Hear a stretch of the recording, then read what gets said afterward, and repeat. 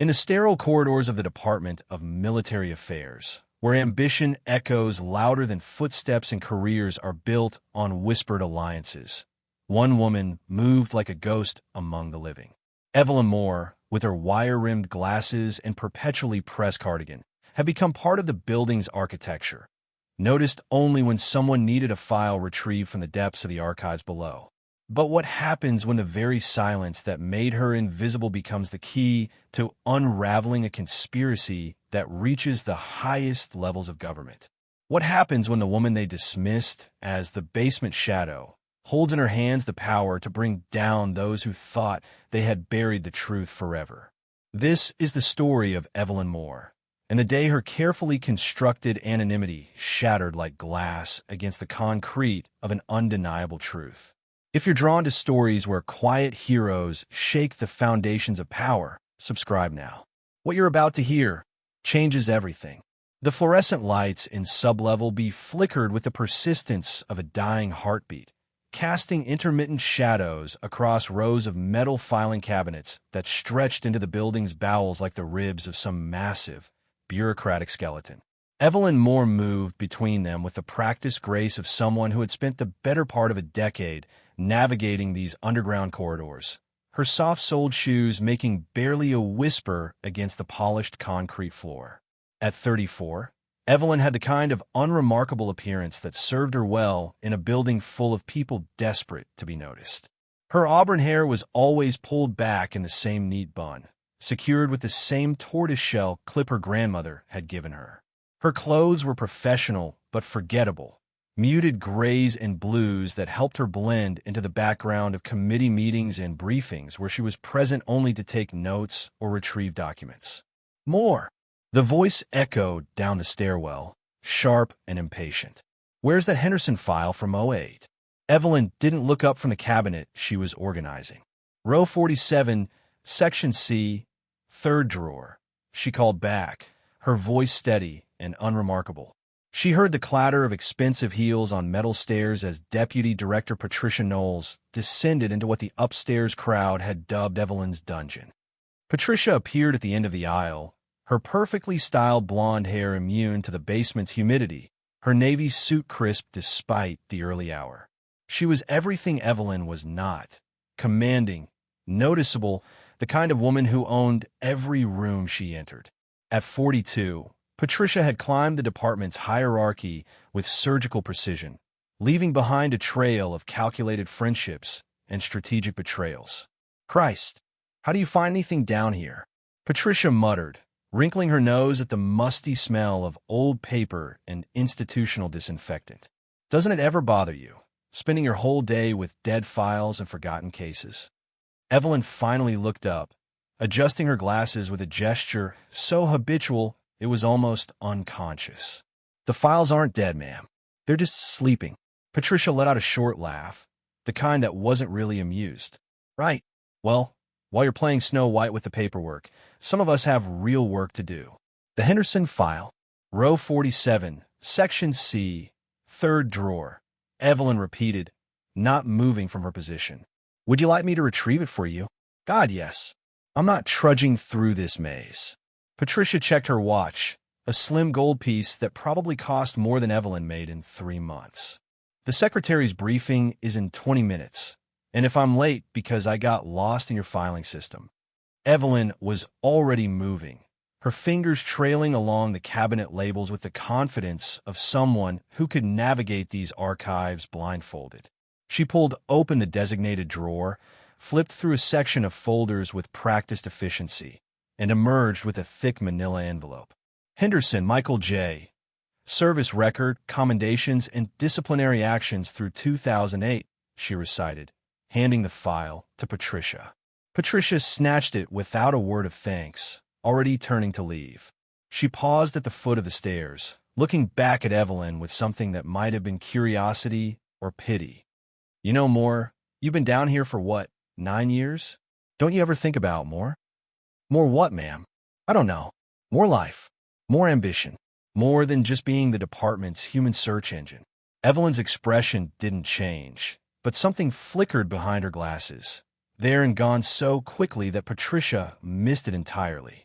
I find my work fulfilling, ma'am. Right? Patricia shook her head and started up the stairs. Well, try not to get buried alive down there. The sound of her heels faded, leaving Evelyn alone with the hum of the ventilation system and the weight of 40,000 classified files. She stood motionless for a long moment, then returned to her organizing, her movements mechanical and precise. Upstairs, the Department of Military Affairs buzzed with its usual morning energy.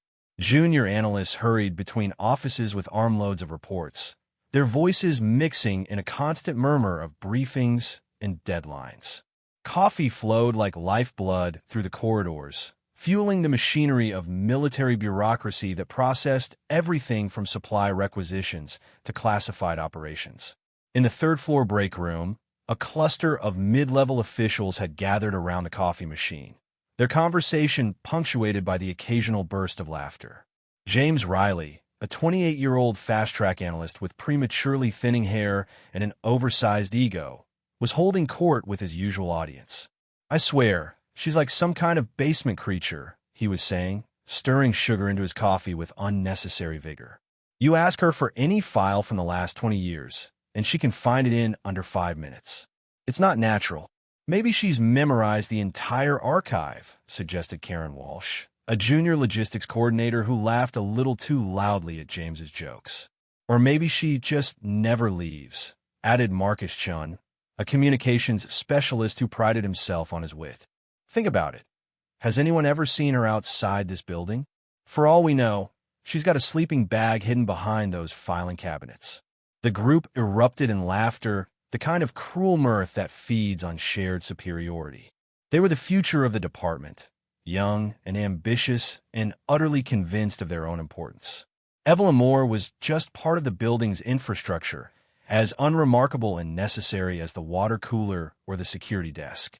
"I heard she doesn't even have a car," Karen continued, emboldened by the attention. "Takes the bus every day, rain or shine.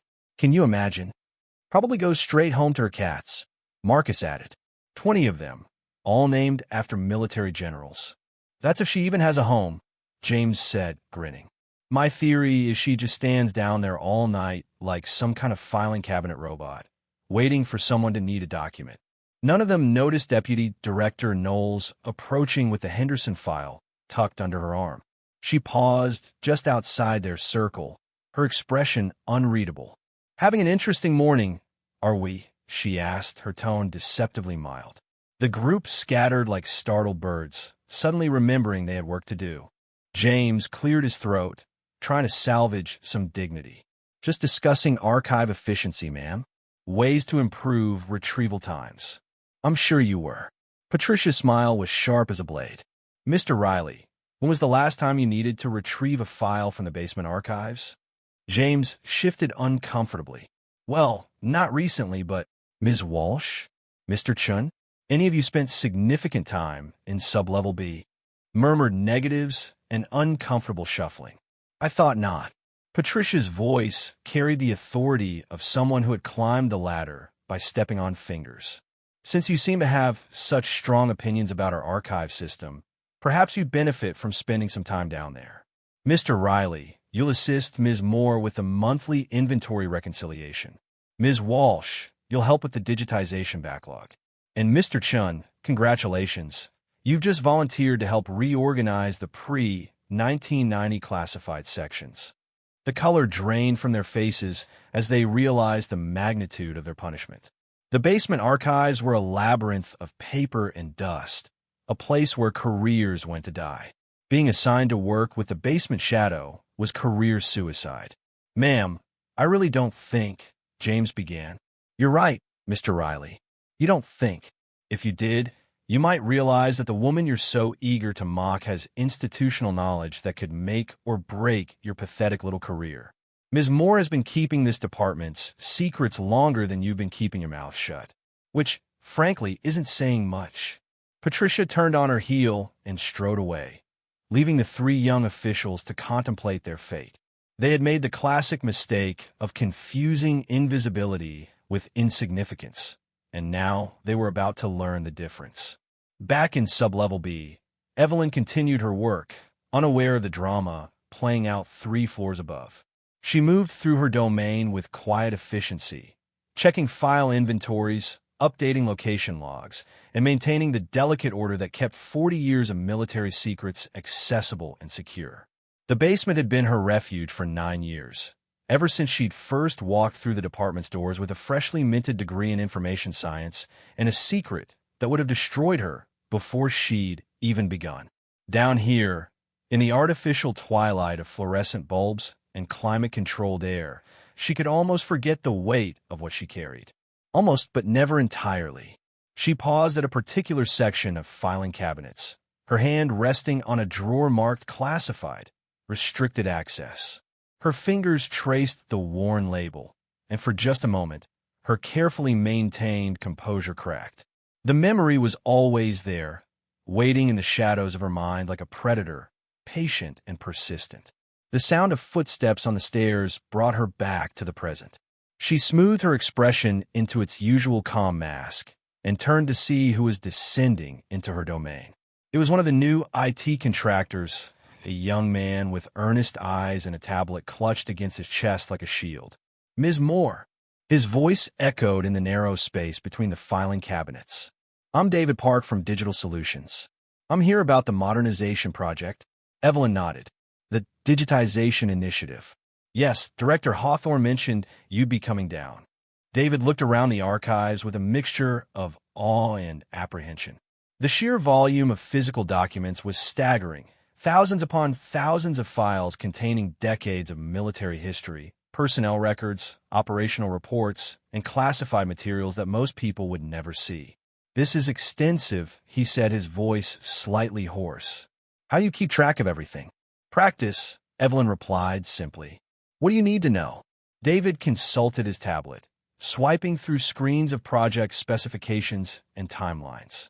We're starting with a pilot program, scanning and cataloging the most frequently accessed files from the last 10 years. Eventually, we'll work backwards, but the goal is to have the most current materials available digitally within 6 months. That's ambitious, Evelyn observed, though her tone suggested she found it more naive than ambitious.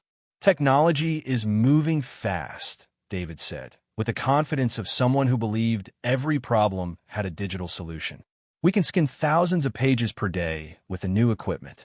Optical character recognition, automated indexing, cloud-based storage with military-grade encryption.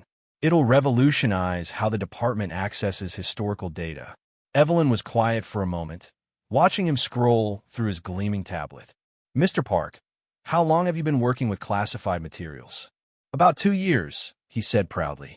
I helped digitize the personnel files at Fort Braxton last year. Improved their retrieval times by 400%. Personnel files, Evelyn repeated. Standard service records, mostly? Exactly. Name, rank, service history, commendations, disciplinary actions. Pretty straightforward stuff. Evelyn nodded slowly. Mr. Park, what you'll find down here isn't straightforward. These aren't just personnel files. They're operational records, intelligence reports, classified communications, and documents that were never meant to see daylight. Some of these files are so sensitive that they've never been fully cataloged. The only record of their existence is up here. She tapped her temple with one finger. David's confidence wavered slightly. But that's exactly why we need to digitize everything. Human memory is fallible. Digital records are permanent and searchable. Digital records can also be hacked, copied, leaked, or corrupted, Evelyn said quietly. Sometimes, Mr. Park, the best security is obscurity. When something exists only on paper, in a locked room, accessible only to someone who knows exactly where to look, sometimes that's the safest place for a secret. She turned away from him, pulling open a drawer and extracting a thick file. This is the Morrison case from 2019. Straightforward personnel matter. A lieutenant colonel accused of misappropriating funds. 17 pages of testimony, financial records, and disciplinary proceedings. She handed him the file, watching as he flipped through the pages. Seems simple enough, he said. Look at page 12, Evelyn said. Third paragraph. David found the page, scanning the dense text. Lieutenant Colonel Morrison maintains that the funds in question were allocated for operation. He paused, squinting at the document. I can't make out the operation name. It's redacted. Not redacted. Evelyn corrected. Removed. Someone took a razor blade to that document and physically cut out 3 words. Now, look at the File tab. David examined the manila folder's label. Morrison, Robert K. Personnel Review, 2019. Now look at the actual documents inside. Count them. David flipped through the papers again, more carefully this time. 16 pages. I said 17 when I handed it to you. David's eyes widened. Where's the missing page? Page 14 has been removed. Permanently. The only record that it ever existed is in my head, because I was the one who processed this file when it came down from legal. I know there should be 17 pages, but your computer won't. When you scan this file, your digital system will see 16 pages and assume that's complete. The gap will disappear. She took the file back from him, sliding it into its proper place with practiced precision. Mr. Park, there are over 40,000 files in this archive. I'd estimate that perhaps 15% of them have been altered in some way. Pages removed, sections redacted after filing, entire documents swapped out for sanitized versions. The only way to know what's missing is to remember what was there in the first place. David stared at her with a mixture of respect and apprehension. You remember the contents of 40,000 files? I remember the important ones, Evelyn said. And Mr. Park? They're all important to someone. The basement fell silent except for the hum of the climate control system. David clutched his tablet a little tighter, suddenly aware that he was standing in the presence of something far more complex than he had understood. These weren't just files, they were secrets, and the woman in front of him was their keeper. I'll start with the most recent materials, he said finally, his voice subdued. Work my way back slowly. Maybe you could help me understand which files are safe to digitize. Evelyn adjusted her glasses, a ghost of a smile playing at the corners of her mouth. Mr. Park, if I had to guess, I'd say about half of these files will never be safe to digitize. The other half, she shrugged. We'll see. As David headed back upstairs, tablet in hand and head spinning with the complexity of his task, Evelyn returned to her work. But her conversation with the young contractor had stirred something in the depths of her carefully ordered mind. The digitization project was inevitable. The march of technology waited for no one, not even government secrets. And when those scanners started their work, when algorithms began cataloging and indexing decades of classified materials, there was no telling what might surface from the depths of the archive, including things that some very powerful people had spent a great deal of time and effort trying to bury. Evelyn pulled open another drawer, her fingers moving automatically to a section she rarely accessed. Hidden behind a wall of routine personnel files was a folder that bore no external markings, no classification stamps, no official designations. To anyone else, it would look like a clerical error, a blank folder misfiled among the official documents. But Evelyn knew better. Inside that unmarked folder were photocopies of documents that officially no longer existed. Pages that had been removed from other files, reports that had been recalled and destroyed, photographs that had been declared never taken. It was her insurance policy, assembled over 9 years of careful observation and patient collection. She didn't open the folder, didn't need to.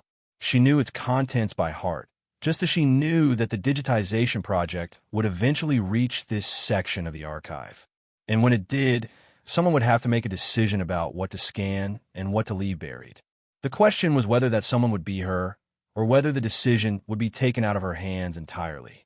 Either way, Evelyn Moore was about to become a very interesting person to a lot of very dangerous people. The basement shadow was about to step into the light, whether she wanted to or not. 3 weeks into the digitization project, David Park had developed a profound respect for the organized chaos that was Evelyn Moore's domain. What had initially seemed like an impossible labyrinth of paper and dust had revealed itself to be a carefully orchestrated system of cross-references, backup files, and institutional memory that put his most sophisticated databases to shame. The 1987 Panama files are misfiled under personnel instead of Operations P because the original classification was changed post-mission, Evelyn explained, pulling a thick folder from a section that David would never have thought to check. Someone in legal decided the operation never officially happened, so they reclassified all related documents as personnel transfers. David looked up from his scanner, pushing his hair back from his forehead. The basement's controlled environment kept the temperature constant, but 3 weeks of staring at documents had left him perpetually tired. So how do you remember which files have been reclassified? Practice, Evelyn said, the same answer she gave to most questions about her methods. But today, she seemed more talkative than usual. You start to notice patterns. When files disappear overnight, when folder labels get changed, when whole sections suddenly develop new classification levels.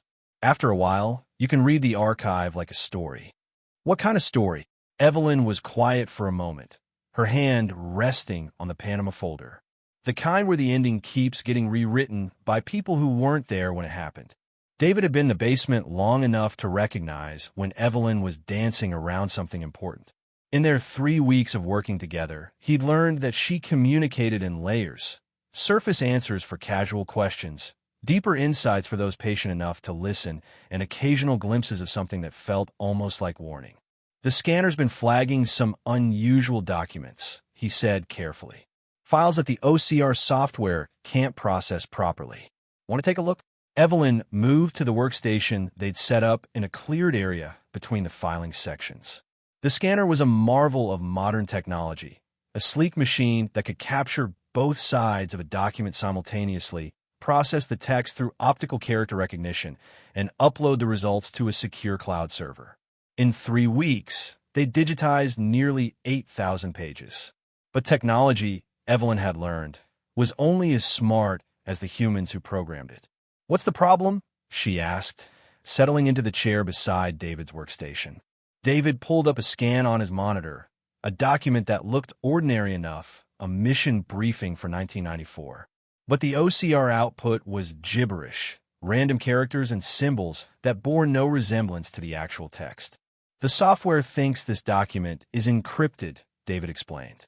"But when I look at the physical page, it's just standard type text. Nothing unusual about the formatting or the typeface." Evelyn studied the document, her expression unreadable. "Let me see the original."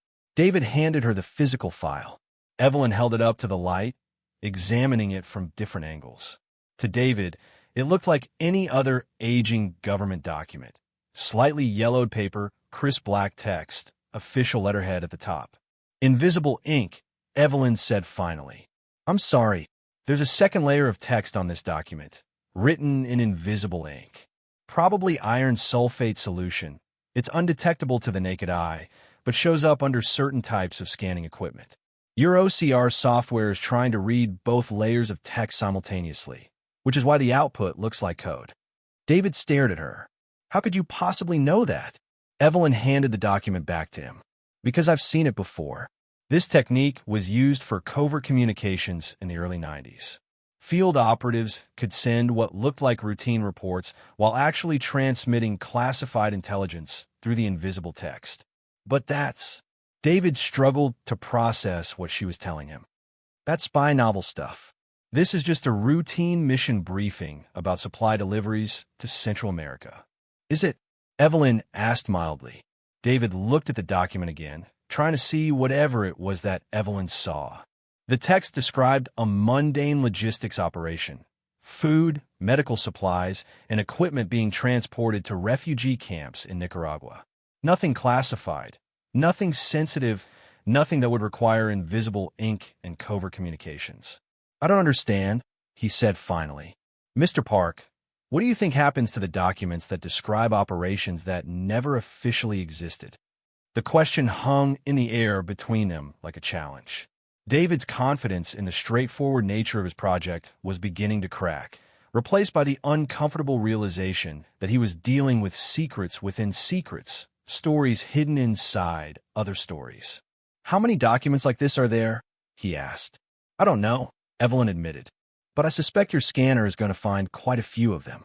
As if summoned by her words, David's computer chimed with another OCR error. Then another. Within minutes, the scanning software had flagged 17 documents as unprocessable, all of them routine-looking files from the late 1980s and early 1990s. "This is incredible," David breathed, scrolling through the error logs. "There's a whole hidden archive within the archive." "Mr. Park," Evelyn said quietly, "I need you to listen to me very carefully. These documents were hidden for a reason. The people who authorized the invisible ink, who created the false classifications, who buried these files in routine paperwork, they didn't do it for fun. They did it because the information was dangerous."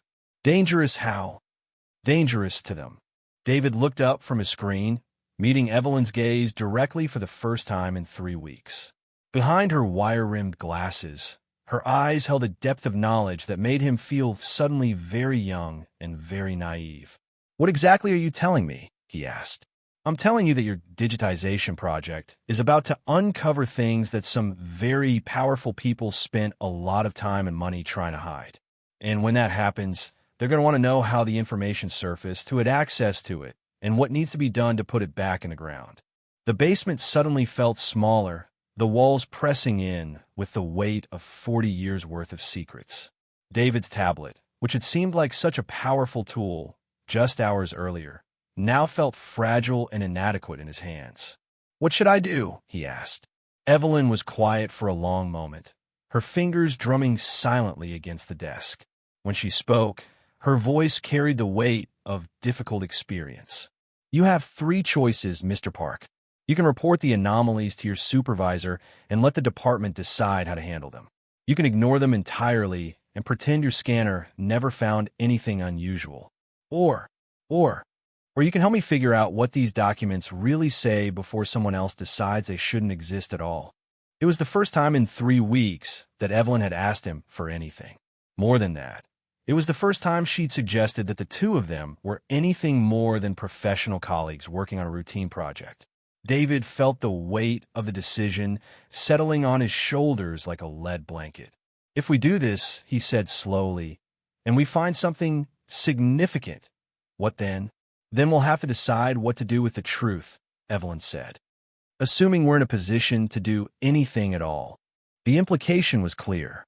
David's digitization project had stumbled into something much larger and more dangerous than routine archive management.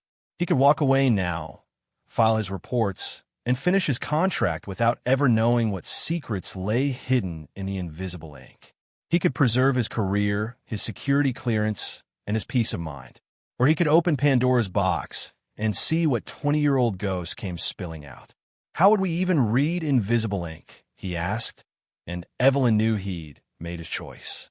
"Carefully," she said, "and after hours, when the building is empty and there's no one around to ask inconvenient questions." That evening, long after the last of the day's shift had headed home, David and Evelyn worked by the light of specialized UV lamps that David had borrowed from the department's forensics lab. The invisible text glowed faintly under the ultraviolet radiation, revealing layers of information that had been hidden for decades. The first document they examined was the supply manifest David had flagged earlier. Under UV light, a second message emerged between the lines of the original text. "Condor operational parameters confirmed. Local assets compromised. Recommend immediate extraction of Cricket and Nighthawk. Plausible deniability maintained through relief supply cover. Congressional oversight remains unaware of true mission parameters." David stared at the glowing text, trying to process what he was reading. "Condor, Cricket, Nighthawk. These are code names?" "Operation code names," Evelyn confirmed. Condor was a classified intelligence operation in Central America. Officially, it never existed. But here's proof that it did exist. "Here's proof that someone wanted proof that it existed," Evelyn corrected. "The question is why someone would go to such elaborate lengths to create a hidden record of an operation that was supposed to be completely deniable." They moved to the next document, another routine report, this one about equipment maintenance at a supply depot. Under UV light, it revealed itself as a detailed accounting of weapons transfers to Nicaraguan Contra rebels, complete with serial numbers, quantities, and destination coordinates. "Jesus," David whispered. This is evidence of illegal arms trafficking. Evidence that was carefully hidden and preserved, Evelyn noted. Someone wanted to make sure there was a record, even if that record was invisible. Document after document revealed the same pattern.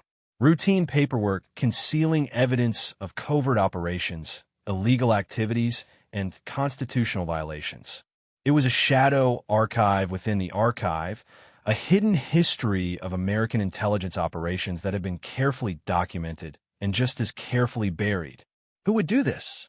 David asked as they worked their way through the growing pile of UV-revealed documents. Who would create evidence of their own illegal activities? Someone who knew they were going to need insurance, Evelyn said. Someone who understood that the people giving orders would eventually try to deny that the orders were ever given. As the night wore on, a larger pattern began to emerge. The hidden documents weren't random. They were connected, pieces of a puzzle that had been deliberately scattered across dozens of seemingly unrelated files. And at the center of that puzzle was a single operation that appeared again and again in the invisible text. Operation Ghost. There, Evelyn said, pointing to a faint line of text on a document dated March 15, 1994. Ghost Team insertion confirmed. Assets in position.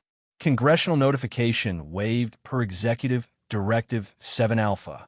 David looked up from the UV lamp. You know what Operation Ghost was, don't you? Evelyn's hands had gone very still. For a moment, she didn't answer, and when she did, her voice was barely above a whisper. Operation Ghost was a classified intelligence mission in Bosnia. A small team sent to gather intelligence on war crimes for the International Criminal Court. The mission was compromised. The entire team was killed. If this twist shocked you, just wait. Hit like and keep watching, because Evelyn's past is about to change everything you thought you knew. Entire team? Officially? Yes. According to the records, it was a total loss. No survivors, no recoverable intelligence, no trace of American involvement. David studied her face in the eerie glow of the UV light. But unofficially, Evelyn reached for another document, her movements mechanical and precise. Unofficially, Mr. Park, we should probably stop for tonight. We've learned enough for one evening. But David had seen something in her expression when she mentioned Operation Ghost. A flicker of pain so brief and so carefully controlled that he almost missed it. Almost, but not quite. Evelyn, he said, using her first name for the first time. What aren't you telling me? She turned off the UV lamp, plunging them back into the artificial twilight of the basement's fluorescent lighting. When she spoke, her voice had returned to its usual professional tone, but David could hear the effort it took to maintain that control. Mr. Park, some secrets are buried for good reasons. And some secrets, once unearthed, have a way of burying the people who found them. She began packing away the documents they'd examined, her movements quick and efficient. I think we should take a few days to consider what we've discovered before we proceed any further. This kind of information, it changes things. David watched her work, noting the slight tremor in her hands that she was trying so hard to hide. Evelyn, are you in some kind of danger? She paused in her packing, her back still turned to him. Mr. Park, we're all in danger now. The question is whether we're smart enough to realize it before it's too late. As they locked away the documents and prepared to leave, David couldn't shake the feeling that he'd crossed some invisible line tonight. The digitization project that had seemed so straightforward 3 weeks ago had become something else entirely, an archaeological dig into the buried conscience of American intelligence operations. And at the center of it all was Evelyn Moore, the quiet archivist who apparently knew far more about Operation Ghost than she was willing to admit. As they rode the elevator up from sublevel B, David found himself wondering who exactly he'd been working with for the past 3 weeks. The woman standing beside him, clutching a folder of photocopied documents against her chest like a shield, wasn't just the department's human search engine. She was something else entirely, a keeper of secrets, a guardian of ghosts, and possibly the most dangerous person in the building. The question was whether she was dangerous to David, or whether David had just become dangerous to her. Director Jonathan Hawthorne had built his career on the principle that information was power, and power was most effective when applied with surgical precision. At 58, He had the kind of distinguished appearance that made him a natural choice for congressional hearings and media briefings. Silver hair, steel gray eyes, and the bearing of a man who had spent decades managing secrets that could topple governments. Which was why the report on his desk Monday morning struck him as particularly problematic. Anomalies in the digitization process, he read aloud, his voice carrying the tone of a man who had learned to be skeptical of euphemisms. Mr. Park, would you care to elaborate on what constitutes an anomaly in this context? David Park sat across from Hawthorne's imposing mahogany desk, acutely aware that his career hung in the balance of the next few minutes. The weekend had given him time to think about what he and Evelyn had discovered, and the more he'd thought about it, the more he'd realized that he was in way over his head. Sir, during the scanning process, we've encountered documents that appear to contain multiple layers of information. The OCR software is having difficulty processing files that seem to have been treated with some kind of additional medium. Hawthorne set down the report and leaned back in his chair. Additional medium? Invisible ink, sir. Chemical compounds that aren't visible to the naked eye, but show up under ultraviolet light or certain types of scanning equipment. The director's expression didn't change, but David noticed that his fingers had gone very still against the leather arms of his chair. It was the kind of stillness that suggested a predator deciding whether to pounce or retreat. And you discovered this how, exactly? David had rehearsed this part of the conversation a dozen times, but under Hawthorne's steady gaze, his carefully prepared explanation suddenly felt inadequate. The scanner flagged the documents as unprocessable. When I investigated the errors, I noticed that the software seemed to be detecting text that wasn't visible on the physical documents. So you took it upon yourself to investigate further. Yes, sir. Using department equipment. Yes, sir. After hours. David's throat felt dry. Yes, sir. Hawthorne was quiet for a long moment, his steel-gray eyes studying David with the intensity of a man trying to read invisible text himself. When he spoke, his voice was deceptively mild. Mr. Park, in your investigation of these anomalies, did you discover anything significant? It was the question David had been dreading. The honest answer would end his career and possibly land him in federal prison. The dishonest answer would make him complicit in covering up evidence of criminal activity. He chose a third option. Sir, I think that's a question better answered by someone with more expertise in historical intelligence operations. Someone like Ms. Moore, perhaps. The fact that Hawthorne knew about Evelyn's involvement without being told confirmed David's growing suspicion that very little happened in this building without the director's knowledge. Yes, sir. Hawthorne stood up, moving to the window that looked out over the Virginia countryside. From his 10th-floor office, he could see the Potomac River winding through the landscape like a silver ribbon, carrying the secrets of the capital toward the sea. Mr. Park, how long have you held your security clearance? 3 years, sir. And in those 3 years, have you ever encountered information that made you uncomfortable? David considered the question carefully. Sir, if you're asking whether I understand the concept of compartmentalized information and the need for operational security, then yes. I understand that some things are classified for legitimate national security reasons. But what we found Friday night isn't about national security, sir. It's about criminal activity that was deliberately concealed from congressional oversight. Hawthorne turned back from the window, and for the first time since David had entered the office, he looked genuinely interested. You read the documents. Some of them, sir. And what, in your expert opinion as a 2-year contractor, constitutes criminal activity? David felt heat rising in his cheeks, but he pressed on. Arms trafficking to organizations that Congress had specifically prohibited from receiving American weapons. Intelligence operations conducted without proper authorization. Financial irregularities that look an awful lot like money laundering. And you reached these conclusions after one evening of examination? Sir, the documents speak for themselves. Hawthorne returned to his desk, but he didn't sit down. Instead, he opened a drawer and withdrew a thick folder marked with classification stamps that David didn't recognize. Mr. Park, let me share something with you about the nature of intelligence work. Sometimes, in order to protect American interests, intelligence professionals have to operate in gray areas. Sometimes they have to work with unsavory people to prevent worse people from succeeding. Sometimes they have to bend rules in order to prevent those rules from being used against innocent Americans. He opened a folder and withdrew a photograph, sliding it across the desk to David. This was taken in Sarajevo in March of 1994. Do you recognize anyone? David looked at the black and white photograph. It showed a group of people, men and women in military fatigues, standing in front of what looked like a bombed-out building. The image was grainy and poorly lit, but one face was clearly visible. A younger version of Evelyn Moore, her hair shorter and her expression harder, wearing combat gear and holding an assault rifle with the casual confidence of someone who knew how to use it. "That's Evelyn," David said, his voice barely above a whisper. "That's Lieutenant Evelyn Moore, United States Army Intelligence, specialist in deep cover operations and foreign language interrogation. She was part of a 5-person team sent to Bosnia to gather intelligence on war crimes being committed by Serbian forces."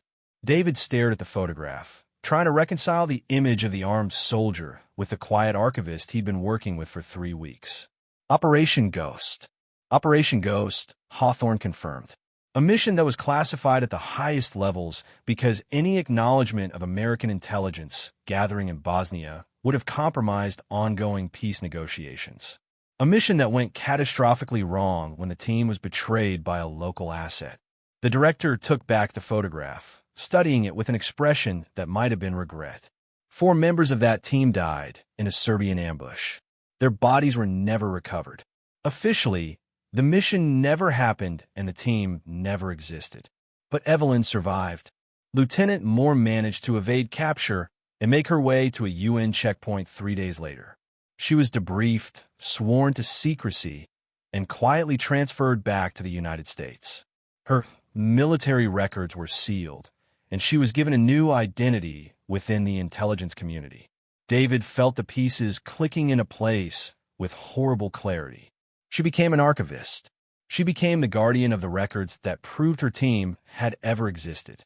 The invisible ink, the hidden documents, the careful preservation of evidence. That was all her doing. Lieutenant Moore understood that someday, someone would try to deny that Operation Ghost had ever happened. Someone would claim that those 4 soldiers had never been sent to Bosnia, never been betrayed, never been killed in service to their country. Hawthorne closed the folder and returned it to his drawer. "She's been protecting their memory for 24 years, Mr. Park. Maintaining the evidence that would prove their sacrifice meant something, even if that evidence could never see the light of day." David's mind was reeling. The invisible ink, the scattered documents. She created an insurance policy. She created a memorial, Hawthorne corrected. A hidden monument to 4 people who died because someone in this building decided that peace negotiations were more important than the lives of American soldiers. The office fell silent except for the hum of the air conditioning and the distant sound of traffic from the highway below. David stared at his hands, trying to process the magnitude of what he'd learned. Evelyn wasn't just the department's archivist. She was the sole survivor of a mission that had been buried so deep that even its existence was classified. "Sir," David said finally, "what happens now?" Hawthorne sat back down, his expression returning to its usual bureaucratic neutrality. "Now, Mr. Park, you have a choice to make. You can finish your digitization project, file your reports, and forget that you ever saw anything unusual in those documents. Your security clearance will remain intact, your contract will be renewed, and you can continue your career without any complications. Or you can continue to investigate, continue to dig into documents that were buried for very good reasons, and discover just how dangerous it can be to know too much about operations that powerful people would prefer to forget." David looked up at the director, recognizing the careful balance of threat and opportunity in his words. "What do you recommend, sir?" Hawthorne's smile was thin and cold. "I recommend that you remember you're a contractor, Mr. Park. Contractors do the work they're assigned and don't ask inconvenient questions about work they weren't assigned. And if the work I was assigned uncovers evidence of criminal activity, then you should ask yourself whether you're qualified to make that determination, and whether the people who would be harmed by such allegations deserve to have their reputations destroyed by a contractor who's been on the job for 3 weeks. The threat was clear, even wrapped in bureaucratic language. David could walk away now with his career intact, or he could continue down this path and find himself on the wrong side of very powerful people. It should have been an easy choice. But as he sat in Director Hawthorne's office, David found himself thinking about the woman in the photograph. Young, determined, holding a rifle and protecting secrets that had cost 4 people their lives. He thought about Evelyn Moore, spending 9 years in a basement, maintaining files that most people would never see, preserving the memory of teammates who had died for their country and been erased from history. "Sir, I'd like to continue the digitization project as assigned," David said carefully. "With Ms. Moore's assistance, of course. She has invaluable institutional knowledge." Hawthorne studied him for a long moment. "Of course she does. Just remember, Mr. Park, institutional knowledge can be a dangerous thing. Sometimes the institution needs to forget in order to survive." As David left the director's office, he couldn't shake the feeling that he'd just been given a roadmap to his own destruction. But he also couldn't shake the image of Evelyn Moore in combat gear, protecting secrets that someone thought were worth killing for. He found her in the basement archives, working with mechanical precision on a stack of personnel files. She looked up when he approached, and for a moment, he could see traces of the soldier from the photograph in her steady gaze. "How did your meeting with Director Hawthorne go?" she asked, though her tone suggested she already knew the answer. "He showed me a photograph," David said. "Bosnia, 1994. Evelyn's hands went still on the files. "I see. Operation Ghost. Yes. 4 people died. Yes." David pulled up a chair, sitting down across from her workstation. "Evelyn, why didn't you tell me?" She was quiet for a long moment, her fingers tracing the edge of a manila folder. When she spoke, her voice carried the weight of 24 years of carefully controlled grief. "Because, Mr. Park, there are some secrets that destroy the people who carry them. And there are some truths that are too dangerous to share with people you care about. You were protecting me. I was protecting both of us." She looked up at him, and he saw something in her eyes that hadn't been there before. Not just knowledge, but pain. "David, the digitization project is going to uncover more than just evidence of illegal operations. It's going to uncover the names of the people who authorized those operations, the people who covered them up, and the people who are still in positions of power today. People like Director Hawthorne. People like Director Hawthorne," she confirmed. "And when that happens, they're going to need someone to blame. Someone whose career they can destroy, whose reputation they can ruin, whose life they can make so miserable that no one will ever believe anything they have to say about what they found in these archives." David felt a chill that had nothing to do with the basement's climate control. "They're setting us up. They're giving us enough rope to hang ourselves," Evelyn corrected. "The question is whether we're smart enough to see the noose before we put our heads through it." She stood up, moving to a filing cabinet that David hadn't seen her access before. From behind a wall of routine personnel files, she withdrew the unmarked folder he'd glimpsed on his first day in the basement. "David, what I'm about to show you will make you a target. Once you see this, there's no going back to being a simple contractor working on a routine project. Are you sure you want to know?" David thought about Director Hawthorne's offer, finish the project, file the reports, walk away with his career intact. It was the smart choice, the safe choice, the choice that any reasonable person would make. But as he looked at Evelyn Moore, the woman who had spent 24 years protecting the memory of fallen teammates while hiding in plain sight, he realized that some choices weren't about being smart or safe. Some choices were about being worthy of the trust that someone else was willing to place in you. "Show me," he said. Evelyn opened the folder, revealing a collection of documents that David immediately recognized as photocopies of the invisible ink messages they discovered Friday night. But these copies were different. They were complete, showing both the visible text and the hidden messages in a way that made the pattern of deception crystal clear. "I've been collecting these for 9 years, Evelyn said. "Every time a document gets lost or misfiled or accidentally destroyed, I make sure there's a copy preserved somewhere safe. It's taken me nearly a decade to piece together the full scope of what happened. David flipped through the documents, seeing connections and patterns that had been invisible when they were scattered across dozens of different files. This is a complete record of illegal intelligence operations going back to the late 1980s. This is evidence that could send some very important people to federal prison, Evelyn corrected, including people who are still making policy decisions today. Why haven't you done anything with it? Evelyn's laugh was bitter. What would you suggest I do, David? Walk into the FBI and announce that I've been stealing classified documents for 9 years? Call the Washington Post and explain that I'm the sole survivor of a mission that officially never happened? These people have spent decades covering up their crimes. They're not going to be brought down by a basement archivist with a folder full of photocopies. But now we have the digital scans, David said, understanding dawning in his voice. Official evidence, properly documented through an authorized government project. Now we have official evidence, Evelyn agreed. Evidence that can't be dismissed as the fantasies of a disturbed veteran or the fabrications of a disgruntled employee. Evidence that comes with a paper trail showing exactly how it was discovered and by whom. David looked up from the documents, meeting her gaze directly. This was never about digitizing the archives, was it? The digitization project was always going to happen eventually, Evelyn said. Technology doesn't wait for government bureaucracy. But when I heard that you were being assigned to the project, I saw an opportunity. A chance to make sure that when the truth finally came out, it would come out in a way that couldn't be buried again. You've been planning this for 9 years.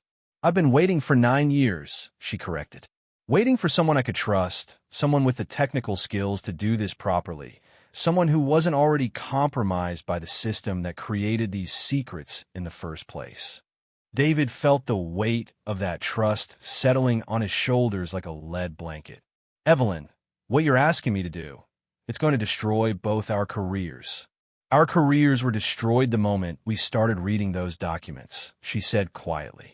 The only question now is whether we're going to let them destroy us quietly or whether we're going to make enough noise that someone outside this building hears us screaming.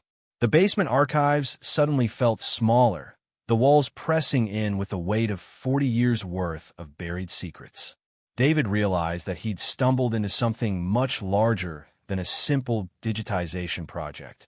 He'd become part of a 24-year-old plan for justice that had been carefully constructed by a woman who understood better than anyone the price of truth.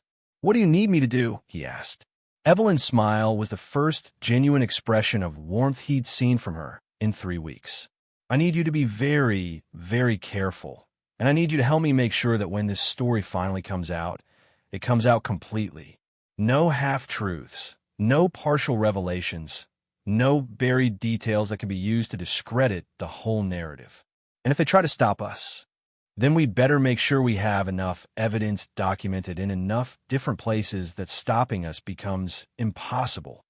As they began planning their next moves, David couldn't help but think about the photograph Director Hawthorne had shown him. A young soldier in a war zone, protecting secrets that would eventually cost her everything. Now, 24 years later, that same soldier was preparing for one final mission. The question was whether this one would end any better than the last.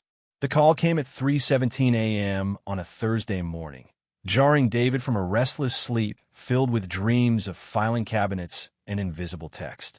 His phone buzzed against the nightstand with an urgency that immediately told him something was wrong. David. Evelyn's voice was tight with controlled panic. They know. He was instantly awake, sitting up in his cramped Arlington apartment bedroom. What do you mean they know? My security card was deactivated at midnight. Building maintenance showed up at my apartment an hour ago, supposedly to check a gas leak that doesn't exist. My neighbor called to warn me. They're still there. David's blood turned to ice water. Where are you now?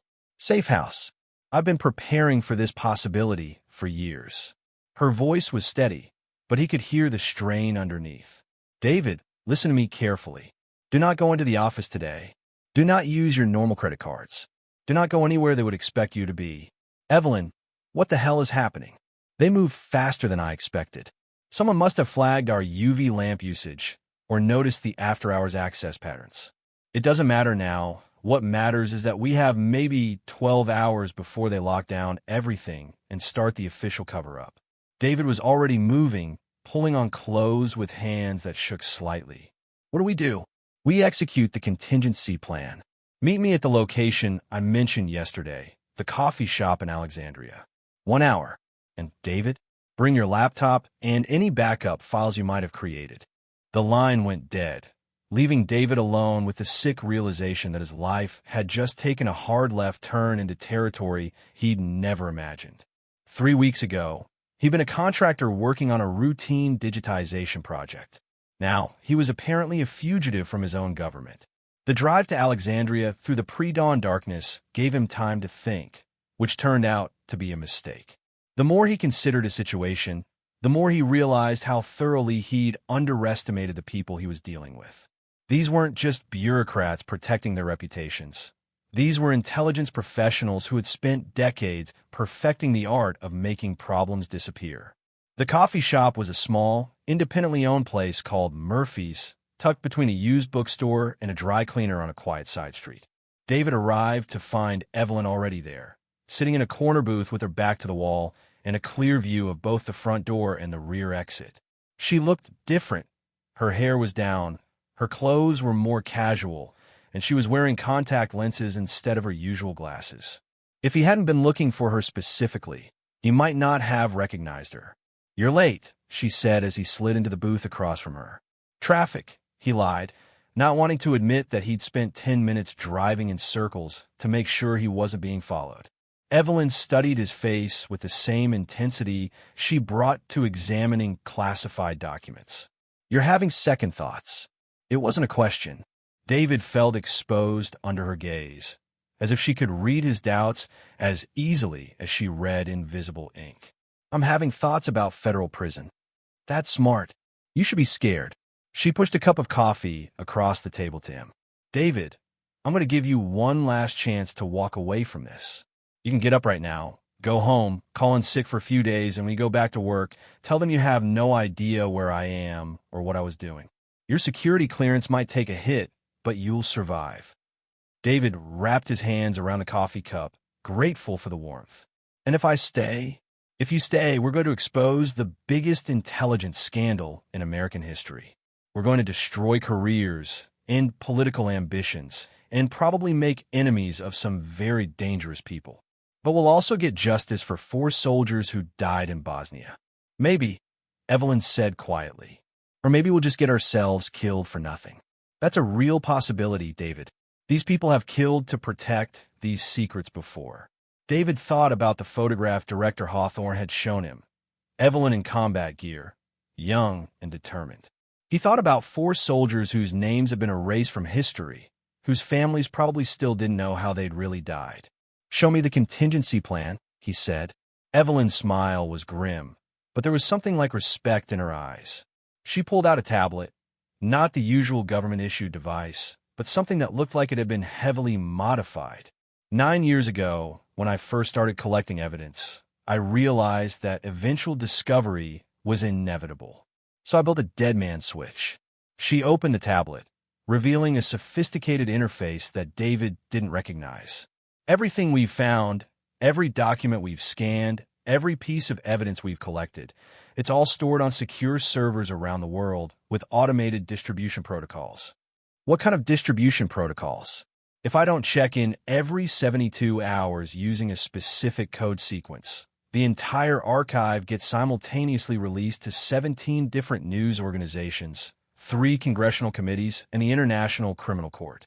David stared at the tablet. "You've been sitting on a nuclear bomb for 9 years. "I've been sitting on a murder weapon for 9 years, she corrected. The question was always when and how to use it.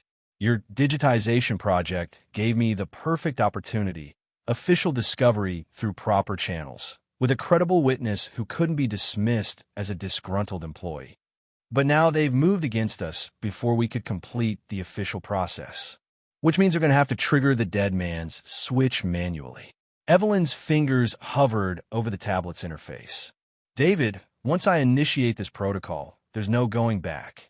Within 6 hours, Every major news organization in the country is going to have copies of documents that prove systematic criminal activity by American intelligence agencies. People are going to go to prison. Careers are going to end. And we're going to be the most wanted fugitives in America. David felt the weight of history pressing down on him. In a few hours, depending on his decision, the world was going to change in ways that couldn't be undone. What happens to us after you trigger it? We run, Evelyn said simply. We hide. We stay ahead of the people who are going to be hunting us. And we hope that the evidence speaks loudly enough that killing us becomes counterproductive. That's not much of a plan. It's the only plan that ends with the truth coming out. She looked up from the tablet, meeting his gaze directly. David, I need you to understand something. I've been dead for 24 years. The woman I was before Bosnia, the life I had before Operation Ghost, that all ended in a Serbian bunker. Everything since then has been borrowed time. Her voice was steady, but David could see the weight of decades of grief and anger in her eyes. Those 4 soldiers were my friends, my teammates, my responsibility. Their families think they died in a training accident. Their children grew up believing their fathers were killed by mechanical failure instead of betrayal. I've spent 24 years living with that lie, and I can't live with it anymore. The coffee shop around them was starting to fill with the early morning crowd. Commuters grabbing caffeine before work, students with textbooks, retirees reading newspapers. Normal people living normal lives, unaware that 2 fugitives in the corner booth were about to detonate a bomb that would reshape American politics. If we do this, David said slowly, what happens to the people who are just following orders? The young analysts, the administrative staff, the people who don't even know these operations existed. They'll be fine, Evelyn said. The investigation will focus on decision-makers, not foot soldiers. Congress will hold hearings, there will be reforms, and the intelligence community will pretend to clean house, while actually just getting better at hiding their crimes. That's cynical. That's realistic. But David, even if the system doesn't change, the truth will be out there. The families of those 4 soldiers will finally know what really happened to their loved ones. Other families will know that their sons and daughters didn't die for nothing in operations that were later denied and buried. She leaned forward, her voice dropping to barely above a whisper. Sometimes justice isn't about punishment. Sometimes it's just about truth. David thought about his own family, his parents in Oregon, his sister in California, the quiet life he'd been building for himself in the margins of the national security apparatus. All of that was about to end, regardless of what choice he made. The only question was whether it would end with truth or with lies. How do we do this? He asked. Evelyn's fingers moved across the tablet interface with practiced precision. I'm uploading the final batch of documents now. Everything we scanned, plus the additional evidence I've been collecting for 9 years. The system will need about 20 minutes to propagate everything across the network. And then we wait for the storm to break. As Evelyn worked on the tablet, David found himself watching the other people in the coffee shop. In a few hours, their quiet morning routines were going to be interrupted by breaking news alerts and emergency broadcasts. The comfortable assumptions about their government's behavior were going to be challenged by evidence of systematic criminality and cover-ups. Evelyn, he said quietly, are we doing the right thing? She looked up from the tablet, and for a moment, he saw not the hardened veteran or the careful archivist, but simply a woman who had carried an impossible burden for far too long. David, 24 years ago, I watched 4 good people die because someone decided that political convenience was more important than human life. I've spent every day since then wondering if there was something I could have done differently, some way I could have saved them. She closed the tablet and slid it into her bag. This isn't going to bring them back, but it's going to make sure that their deaths meant something. And maybe, just maybe, it'll prevent the next Operation Ghost from happening. The upload completed with a soft chime that sounded absurdly normal given the magnitude of what had just occurred. Somewhere in the digital ether, terabytes of classified information were spreading across secure networks, preparing to emerge simultaneously in newsrooms and congressional offices around the world. It's done, Evelyn said. David felt a strange sense of anticlimax. He'd expected something more dramatic, Alarms, explosions, immediate consequences. Instead, there was just the quiet murmur of morning conversation and the hiss of the espresso machine. "How long do we have?" he asked. Evelyn checked her watch. "The first news alerts should start appearing in about 4 hours. The government will try to get injunctions to stop publication, but with 17 different outlets receiving the information simultaneously, they won't be able to stop everything." "And how long before they track us down?" "Longer than you might think. I've been preparing for this for 9 years. Safe houses, false identities, resources they don't know about. But David, you need to understand that from this moment forward, we're not just fugitives. We're the primary witnesses to the biggest intelligence scandal in American history. That makes us both invaluable and extremely dangerous." As they prepared to leave the coffee shop, David realized that he was crossing a threshold from which there was no return. In a few hours, he would be one of the most wanted men in America. But he would also be someone who had helped bring truth to light, who had honored the memory of 4 forgotten soldiers, who had chosen justice over safety. "Evelyn," he said as they stood to go, "those 4 soldiers in Bosnia, what were their names?" She paused at the question, her expression softening with something that might have been gratitude. "Staff Sergeant Michael Torres, Specialist Jennifer Kim, Corporal David Washington, and Private First Class Sarah Chun. They were good people, David. They deserved better than being erased from history." As they walked out into the gray dawn of a Virginia morning, David silently repeated the names to himself. In a few hours, the world would know those names too. The only question was whether he and Evelyn would live long enough to see justice done. The revolution was about to begin, and they were both its architects and its first casualties. The first breaking news alert appeared on CNN at 9:47 a.m. Exclusive. Classified documents reveal decades of illegal intelligence operations. Within minutes, every major news network had interrupted regular programming with variations of the same earth-shattering story. From their temporary hideout in a motel room outside Richmond, David and Evelyn watched the media firestorm unfold with a mixture of satisfaction and terror. The evidence they had so carefully compiled was now spreading across the global information network with the unstoppable force of a digital wildfire. "Look at this," David said, pointing to his laptop screen where multiple news sites were simultaneously updating with new revelations. The Washington Post has the arms trafficking documents. The New York Times is leading with the congressional oversight violations. The Guardian has the war crimes evidence. Evelyn sat on the edge of the motel bed, her attention split between the news coverage and her tablet, where encrypted messages were arriving from contacts David didn't know she had. "It's working exactly as planned. 17 different outlets, 17 different angles, 17 different legal jurisdictions. They can't stop them all." On the television, a pale-faced news anchor was reading from what was obviously a hastily prepared script. The documents, authenticated by multiple independent sources, detail a pattern of criminal activity spanning more than 3 decades. Among the most shocking revelations is evidence of a 1994 intelligence operation in Bosnia that resulted in the deaths of 4 American soldiers whose families were told they died in a training accident.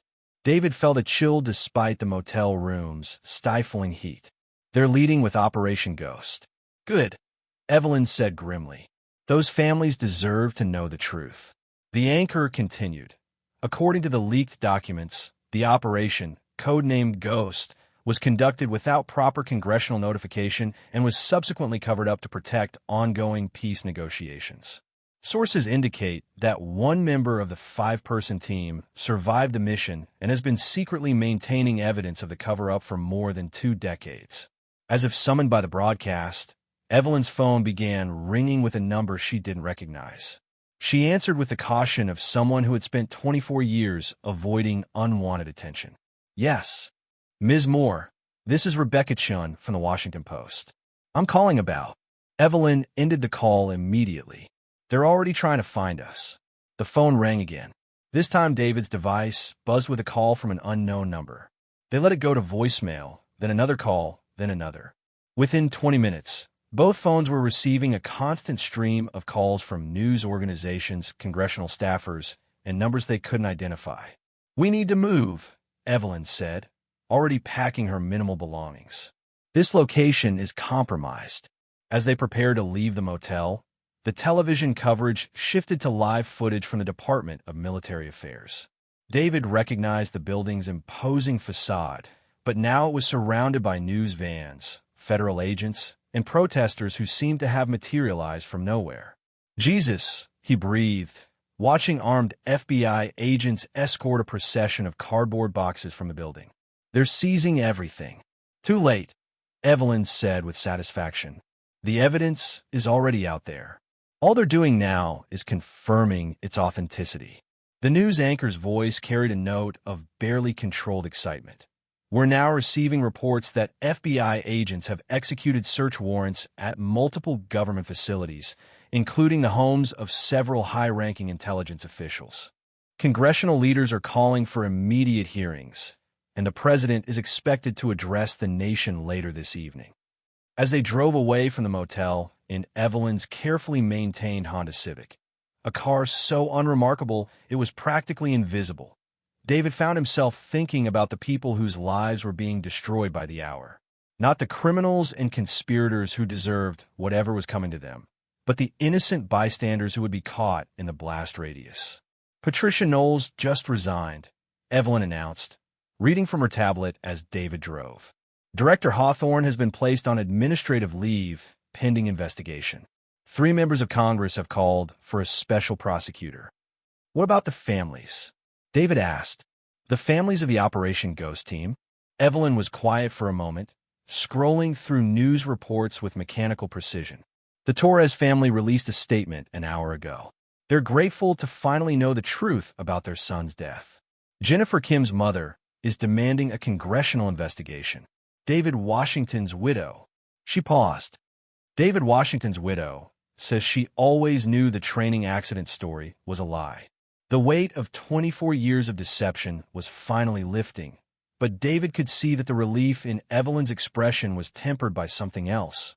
Fear, perhaps, or the realization that their actions had consequences far beyond their ability to control. "Turn here," she said, indicating a side road that led deeper into rural Virginia.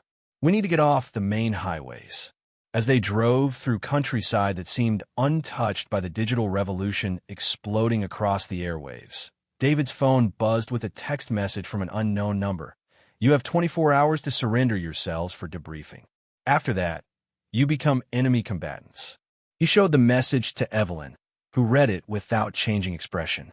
"Hawthorne has to be. He's the only one who would phrase it that way." "Enemy combatants," she repeated thoughtfully. "That's an interesting legal designation for American citizens who exposed government crimes. It's also a designation that comes with very few constitutional protections," David pointed out. "They can hold enemy combatants indefinitely without trial." Evelyn's laugh was bitter. "David, they were never planning to give us a trial. The moment we started reading those documents, we became loose ends that needed to be tied up." The radio news was now providing a steady stream of updates, resignations, arrests, congressional statements, international reactions. The European Union was calling for an investigation into American war crimes. The United Nations was demanding access to the Operation Ghost evidence.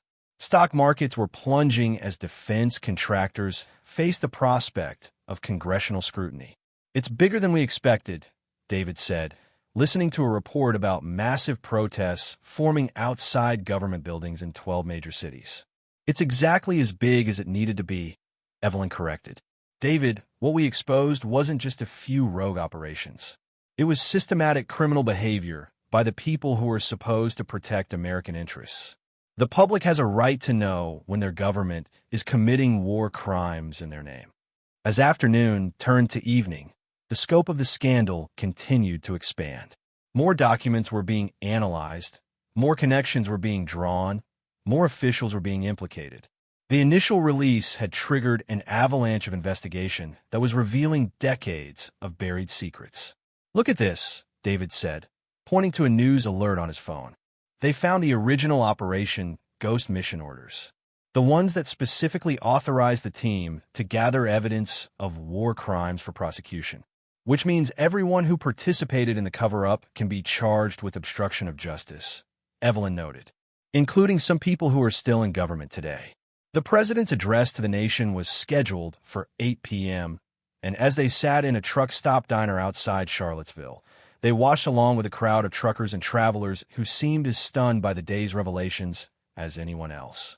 The president looked haggard as he faced the cameras, his usual confidence replaced by the demeanor of a man who had spent the day receiving very bad news from very important people.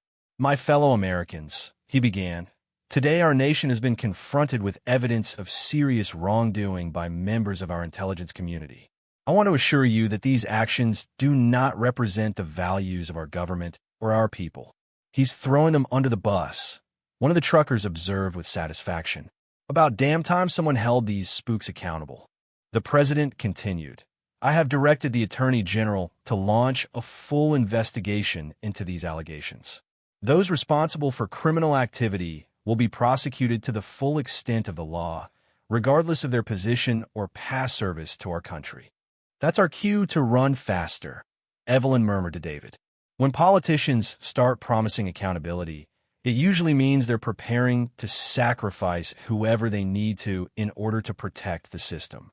The president's speech continued with the usual promises of reform and justice, but David could see in Evelyn's expression that she wasn't buying any of it. This was a woman who had spent 24 years watching powerful people escape consequences for their actions.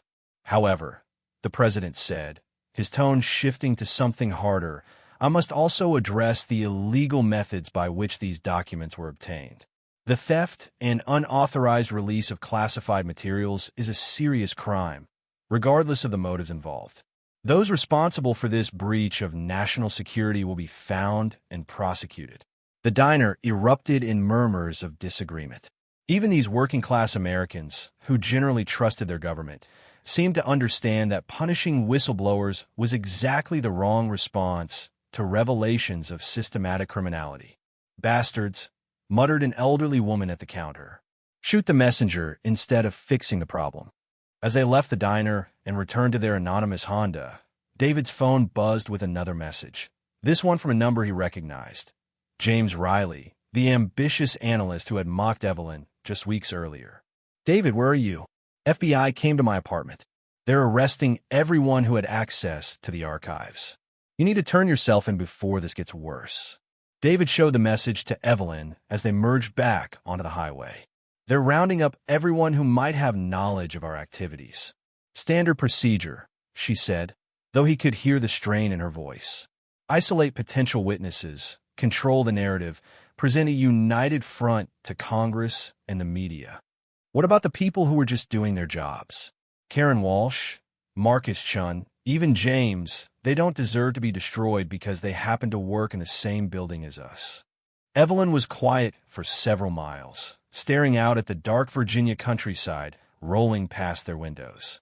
When she finally spoke, her voice carried the weight of difficult experience. "David, 24 years ago, I watched 4 good people die because someone in Washington decided that their lives were acceptable collateral damage for a larger political objective. Today, those same people are going to destroy the careers and reputations of anyone associated with us because they've decided that's acceptable collateral damage for protecting their own positions." She turned to look at him, her face illuminated by the dashboard lights. "The difference is that this time, the collateral damage serves the cause of truth instead of the cause of deception. That doesn't make it right, but it makes it necessary." As they drove through the night, the radio continued to broadcast updates that painted a picture of a government in crisis. Congressional leaders were demanding emergency hearings. International allies were expressing concern about American intelligence operations on their soil. Military officials were distancing themselves from the intelligence community with unusual speed and vehemence. "Listen to this," David said, turning up the radio as a breaking news alert came through. Former CIA Director William Marsh found dead in his Virginia home, apparent suicide. A note was found expressing remorse for his role in covering up intelligence failures. Evelyn's hands tightened on the steering wheel. Marsh wasn't just covering up intelligence failures. He was one of the architects of Operation Ghost. His death isn't suicide, it's house cleaning. You think they killed him? I think they gave him a choice between a bullet and a federal prison cell. And he chose the bullet. Her voice was grim. David, we need to understand something. The people we're exposing aren't just criminals. They're criminal conspirators with access to the most sophisticated killing apparatus in human history.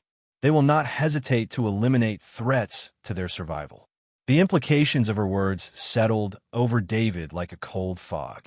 They weren't just fugitives from justice. They were targets for assassination by people with unlimited resources and no moral constraints. How long can we stay ahead of them? He asked. Long enough, I hope. I've been planning for this possibility for 9 years. Safe houses, escape routes, resources they don't know about. But David, you need to understand that even if we survive, our old lives are over. There's no going back to being David Park the contractor or Evelyn Moore the archivist. As if to emphasize her point, David's phone rang with a call from his sister in California. He stared at the screen, knowing that answering would put her in danger, but desperately wanting to hear a familiar voice. Don't, Evelyn said quietly. They'll be monitoring all your family communications by now. Any contact you make will just give them more leverage over you. David let the call go to voicemail, feeling another piece of his old life slip away. What kind of people are we becoming? The kind who chose truth over comfort, Evelyn replied. The kind who decided that some things are worth sacrificing everything for. They drove in silence for the next hour, following back roads that Evelyn seemed to know by heart. David found himself wondering how many nights she had spent planning these routes, how many contingencies she had considered, how many years she had lived with the knowledge that this day would eventually come. At a 24-hour gas station outside Lynchburg, they stopped to refuel, and David got his first look at how the story was playing on social media. Twitter was exploding with hashtags like hashtag Operation Ghost and hashtag government crimes. Reddit threads were analyzing the leaked documents with the obsessive attention to detail that only internet crowds could provide. Facebook was filled with angry posts from military families demanding answers about other classified operations. Look at this, he said, showing Evelyn a trending video on TikTok. Someone's already made a song about Operation Ghost. It has 3 million views. The digital age, she observed wryly. Government scandals become viral content in real time. But as David scrolled through the social media responses, he began to notice another pattern emerging. Alongside the legitimate outrage and demands for accountability, there were also coordinated attempts to discredit the leaked documents, to question the authenticity of the evidence, to shift blame to foreign actors and political opponents. They're fighting back, he told Evelyn, showing her a series of posts that all used similar language to describe the document leak as a foreign disinformation campaign. Of course they are. They have entire departments devoted to narrative control and perception management. They're not just going to roll over and accept accountability. Evelyn's tablet chimed with an encrypted message that made her expression go very still. We have a problem. What kind of problem? The kind that involves military units being deployed for domestic security operations. She held up the tablet, showing him a message from one of her contacts. They're not just treating us as fugitives anymore. They're treating this as a national security emergency. David felt his stomach drop. What does that mean? It means they're going to use the full power of the national security apparatus to hunt us down. Satellites, drones, facial recognition, communications intercepts, everything they've developed for hunting terrorists, they're now going to use against us. The gas station suddenly felt exposed and dangerous. David found himself scanning the parking lot for surveillance cameras, wondering if facial recognition software was already processing their images, if some algorithm was already calculating their probable destinations. We need to disappear, Evelyn said, starting the car with urgent efficiency. Completely off the grid, no electronic signatures, no digital footprints. For how long? Until the political pressure becomes too great for them to keep hunting us, or until we're dead. Whichever comes first. As they drove away from the gas station, David watched the lights of Lynchburg recede in the rearview mirror and wondered if he would ever see civilization again. They were now truly in the wilderness, not just geographically, but politically and socially. They had stepped outside the protective boundaries of normal American life and entered a shadow world where different rules applied. "Evelyn," he said as they turned onto a dirt road that seemed to lead nowhere, "do you ever regret starting this?" She was quiet for a long moment, her attention focused on navigating the rough terrain in the darkness. When she finally answered, her voice carried the weight of 24 years of careful consideration. "David, regret is a luxury for people who have choices. I stopped having choices the day I watched my teammates die in a Serbian bunker. Everything since then has been about honoring their memory and making sure their deaths weren't completely meaningless." The dirt road ended at a small cabin that looked like it had been abandoned for years. But as Evelyn led him inside, David realized that the appearance of abandonment was carefully maintained camouflage. The cabin was fully equipped with communications equipment, supplies, and weapons that suggested this was one of many safe houses she had prepared over the years. "How many places like this do you have?" he asked. "Enough," she replied, already setting up what looked like a sophisticated radio system. "David, from this point forward, we're not just running. We're fighting back." "What do you mean?" Evelyn turned to face him, and in the dim light of the cabin, he could see traces of the soldier she had once been. "I mean that we have one advantage they don't expect. We know where all the other bodies are buried." 6 months later, David Park sat in a congressional hearing room, facing a panel of senators who looked like they would rather be anywhere else in the world. The intervening months had transformed him from a fugitive into the star witness in what the media had dubbed the intelligence scandal of the century. The room was packed with reporters, congressional staffers, and families of the soldiers who had died in operations that were now finally being acknowledged. In the front row, David could see Maria Torres, the mother of Staff Sergeant Michael Torres, wearing a small photo pin of her son in his dress uniform. "Mr. Park," said Senator Katherine Harrison, the committee chair, "in your testimony, you've described a systematic pattern of illegal activities spanning multiple decades. Can you explain to this committee how such extensive criminal behavior went undetected for so long?" David leaned into the microphone, his voice steady despite the magnitude of the moment. "Senator, it didn't go undetected. It was carefully concealed by people who understood that their activities violated both American law and international conventions. And Ms. Moore was instrumental in preserving evidence of these activities. Ms. Moore spent 24 years collecting and protecting evidence that proved American soldiers died as a result of criminal negligence and deliberate cover-ups. Without her institutional knowledge and careful documentation, none of this would have come to light." The committee room fell silent as David's words hung in the air. In the months since their dramatic flight from Virginia, the investigation had expanded far beyond Operation Ghost to encompass a web of illegal activities that reached into the highest levels of government. Director Hawthorne was now serving a 15-year sentence for obstruction of justice and conspiracy. Patricia Knowles had fled to a non-extradition country rather than face trial. 17 other officials had been indicted, and 3 had died under circumstances that the FBI was still investigating. "Mr. Park," said Senator Robert Chun, no relation to the fallen soldier Sarah Chun, but he had taken a particular interest in the case. "Where is Ms. Moore now?" It was the question David had been dreading. The truth was that Evelyn had disappeared 3 months earlier, leaving behind only a note that said, "Some ghosts are meant to stay buried." Despite extensive searches by both law enforcement and congressional investigators, she had vanished as completely as if she had never existed. "Senator, I don't know Ms. Moore's current location. The last time I saw her was when we provided our initial testimony to the FBI. It wasn't technically a lie, but it wasn't the complete truth either." David had seen her one last time at a small diner outside Roanoke, where she had explained her decision to disappear permanently. The truth is out there now. She had told them over coffee that neither of them touched. The families know what really happened to their loved ones. The criminals are being prosecuted.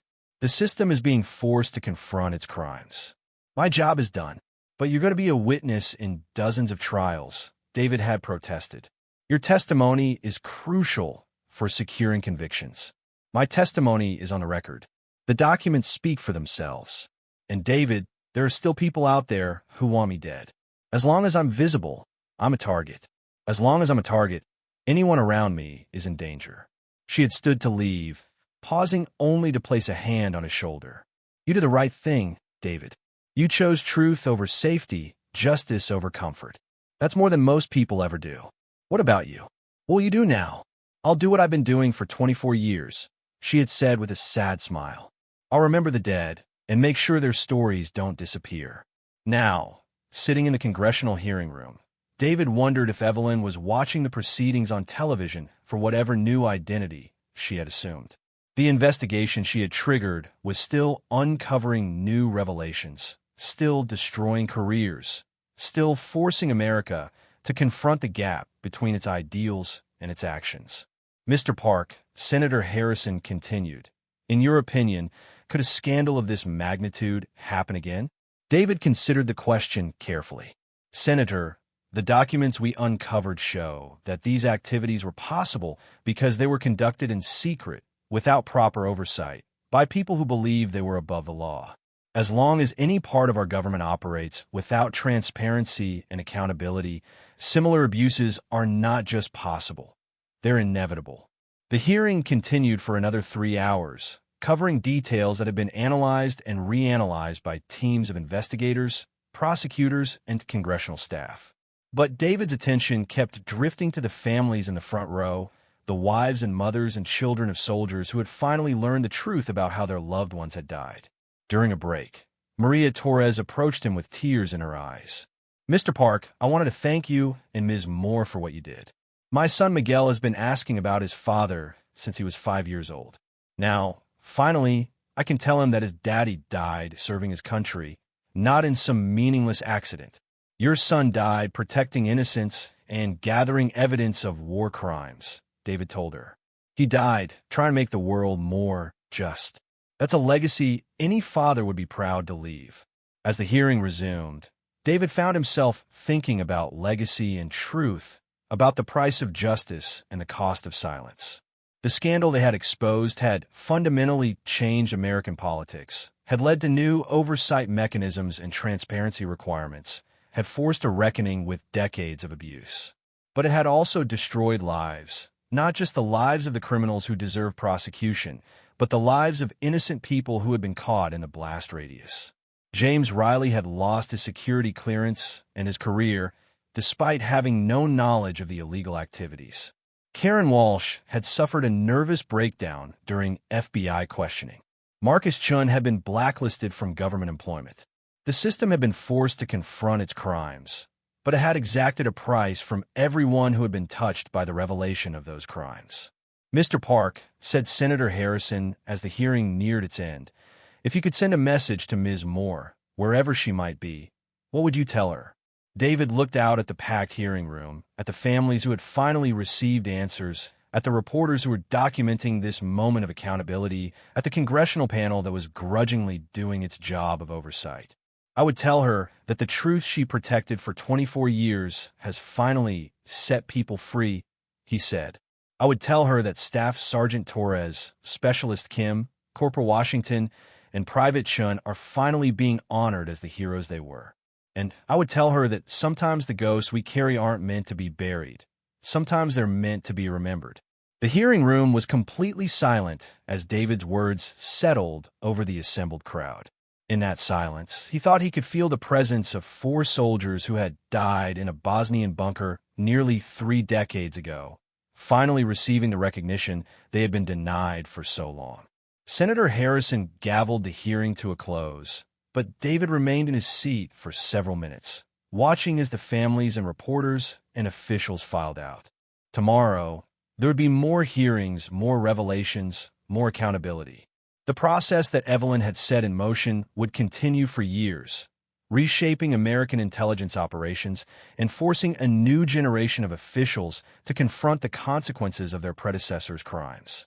As David finally stood to leave, he noticed a woman in the back of the room who had been sitting alone throughout the proceedings. She was wearing dark glasses and a baseball cap, her face mostly hidden, but something about her posture seemed familiar. She stood as he approached, and for just a moment, he caught a glimpse of wire-rimmed glasses beneath the cap's brim. Evelyn. But by the time he reached the back of the room, she was gone, disappeared into the crowd of people flowing out of the building. David stood in the empty doorway, wondering if he had imagined the whole thing, wondering if Evelyn Moore was truly gone or if she was still out there somewhere, still protecting secrets, still remembering the dead. Either way, her work was done. The truth had been told, justice had been served, and 4 forgotten soldiers had finally come home from a war that their country had tried to pretend never happened. In the end, that was legacy enough for anyone. As David walked out of the congressional building into the bright Washington afternoon, he thought about the woman who had spent 24 years in a basement, surrounded by the documented secrets of American power, waiting for the right moment to let the truth escape into the light. Evelyn Moore had been dismissed as a quiet archivist, overlooked and underestimated by everyone around her. But she had understood something that her more ambitious colleagues had missed. Sometimes the most powerful thing you can do is simply remember. Sometimes the most dangerous weapon you can wield is the truth. The ghosts of Operation Ghost had finally been laid to rest, but their story would live on in the congressional record, in the news archives, in the memories of the families who had finally learned what happened to their loved ones. And somewhere, perhaps, in the careful files of a woman who had learned that the best way to honor the dead was to make sure their stories never died. 2 years after the congressional hearings, David Park published a book about his experience titled The Archivist's War, How One Woman's 24-Year Fight for Truth Brought Down the Intelligence Establishment. It became a bestseller and was optioned for a film that would never be made due to security concerns. The families of the Operation Ghost team received full military honors for their loved ones, including posthumous medals and substantial financial compensation. Maria Torres used her settlement to establish a foundation supporting the families of soldiers killed in classified operations. 17 government officials were ultimately convicted and sentenced to federal prison terms. The intelligence community underwent what were described as sweeping reforms, though critics noted that most of the changes involved better record-keeping rather than fundamental shifts in oversight or accountability. Evelyn Moore was never seen again. Her apartment was found empty, her bank accounts closed, her identity effectively erased. Some investigators theorized that she had been eliminated by surviving conspirators. Others believed she had simply walked away from a life that had been consumed by 24 years of carrying other people's secrets. David preferred to believe the latter. Somewhere, he thought, there was a woman living under a new name, working in a library or bookstore or archive, surrounded by the written record of human experience. She would be unremarkable and forgettable, the kind of person who blended into the background of everyday life. But sometimes, late at night, she would remember 4 soldiers who had died in a Bosnian bunker, and she would know that their story had finally been told completely, honestly, and without shame. The ghosts, at last, had been laid to rest. If this story moved you, leave a comment with one word: truth. Share it so more people hear the voices that history tried to silence. Here on the channel, we honor stories like Evelyn's, real, raw, and unforgettable. If you believe the truth should never stay buried, hit the bell and stay with us.